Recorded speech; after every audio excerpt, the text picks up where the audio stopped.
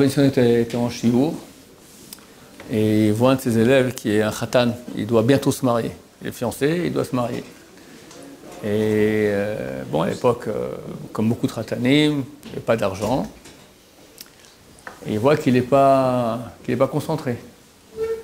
Alors il lui dit, je veux dire à quoi tu penses. On me dit, je suis lui comme ça. Gemara, elle dit qu'il y a 7 choses qui sont cachées de l'homme, entre autres les pensées de l'autre. On ne peut pas voir les pensées. Dieu peut voir les pensées, pas les êtres humains. Et les grands tzadikim, ils voient aussi des choses pareilles. Il lui a dit, comme ça, t'es khatan, et vous êtes en location, et le prix des meubles, c'est sur toi. Vous avez fait dans les accords pour le mariage, c'est toi qui as pris sur toi d'amener les meubles. Tu es en train de te dire, qu'est-ce qui est préférable maintenant? Moi, je te dis, étudie la Torah.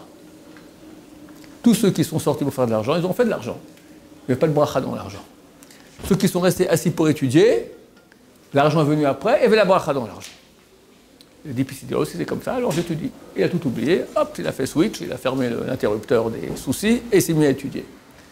Le lendemain, on l'appelle au téléphone, il y a un autre khatan qui a cassé son chidour, qui a donc dû se marier le lendemain, et en dernière seconde, hop, ça n'a pas marché.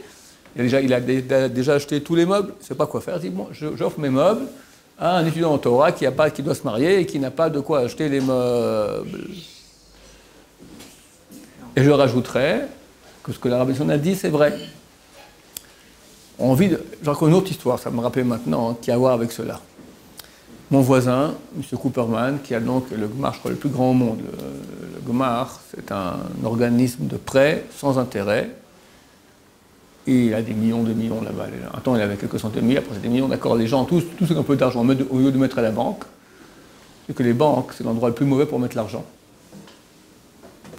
Les banques sont censées, d'après la loi, avoir dans leur trésorerie au moins 15% de l'argent qu'ils ont reçu. Parce que tout le monde vient prendre l'argent. Et ça n'ira pas. Alors on dit au moins 15%. 85% sur 100 n'auront pas leur argent. Aujourd'hui, ils ont 0%. Zéro. C'est tout de la magouille. Il y a un an déjà, un type m'avait montré un article, tout ça. Chaque lingot d'or des banques physiques, il a été vendu 300 fois. Il y a 300 papiers, j'ai un lingot d'or à la banque. Donc, le jour où tu vas aller prendre ton lingot, bah, tu as 300 comme toi qui vont dire mon lingot. Donc, nous recommandons beaucoup de faire autre chose. Comme conseil de Chafetz Chaim, l'argent, tu le prêtes. Est-ce que font beaucoup de gens? Ils donnent l'argent, et pas ils donnent l'argent, ils mettent en picadone, en concession, cet argent chez M. Cooperman, et lui, il est prêt à beaucoup de Bnei Torah ici en Israël, beaucoup de gens. Tu peux avoir des prêts de 10 000, 50 000, 100 000 $, d'accord? Mais où tout cet argent? Il ne le met pas dans son coffre, il le met peut-être dans un coffre, d'accord? Et il y a la queue tous les lundis à Mir, tu as une queue de centaines de personnes, et ils prêtent l'argent. Ils demandent 2 garants qu'ils connaissent, et ils prêtent l'argent avec sans intérêt. D'accord?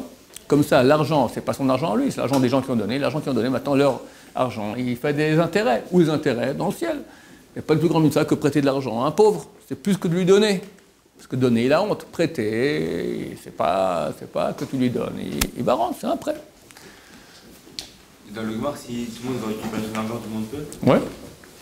Si tu as mis une grande somme d'argent, tu demanderas un certain temps mais si tu mets, on va dire, tu as mis, je sais pas moi, 10 000 €, tu les as comme ça, 10 000 €, 50 000 € aussi, tu les as à la seconde, sur place. C'est pas un problème. Tu as mis 1 million, bon, il faudra attendre peut-être un ou 2 mois qu'il y a un roulement, d'accord? Lui-même, il a des garants. Sur son Gmar, quand tu donnes, il a des garanties. Étant donné qu'il a beaucoup d'argent comme ça, alors il est en contact avec les grands de la Torah. Il m'a raconté plusieurs années déjà qu'un copain à lui est venu le voir, lui dit, j'ai un ami à moi, c'est un génie. Il a pensé une solution pour sortir de la crise du logement. Ici en Israël, le logement coûte extrêmement cher. Et tous les brachim, les gens qui se marient, ils aimeraient bien acheter, c'est difficile, etc. Il a trouvé une combine pour faire qu'on puisse facilement acheter des appartements. Alors, ils sont allés voir le Rav Shmuel Auerbach, qui a écouté tout ça, et il a dit, écoute, on vit un miracle. Pourquoi toucher à ça? La baraque, elle roule, d'accord? On ne sait pas comment, il y a un miracle qui a lieu. tu vas commencer à faire des combines, tout ça, on ne sait pas si le miracle il va continuer. Laisse comme ça. Après, ils sont allés voir les deux, le Rav Steinman, et exactement la même réponse, sans qu'ils soient concertés. Il dit, ça roule, le miracle il a lieu. C'est-à-dire quoi, ça roule? C'est-à-dire qu'aujourd'hui, le monde orthodoxe en Israël, c'est un miracle. Dans l'État, il y a beaucoup de gens qui nous haïssent.